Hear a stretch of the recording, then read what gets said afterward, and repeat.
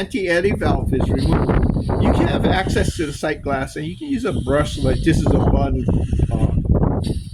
coffee urn cleaner brush. It's used to clean sight glasses in Bun cleaners, but you can use any brush, similar type brush.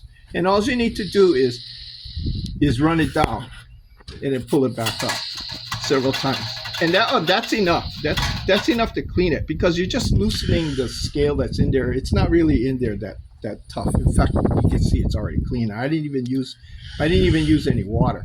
Now, another thing to look for is there should be a green ball in here, a little tiny green ball about that big. I can't remember if this one has one. I don't think so. But you don't really need it. It's just helpful that the green ball floats on the water. It's easy to see. So if you have the green ball, fine. Otherwise, you don't really need it. Okay, it's just helpful at a glance to see where the ball is floating at. Okay. Okay, moving on, we'll address disassembly of the sight glass.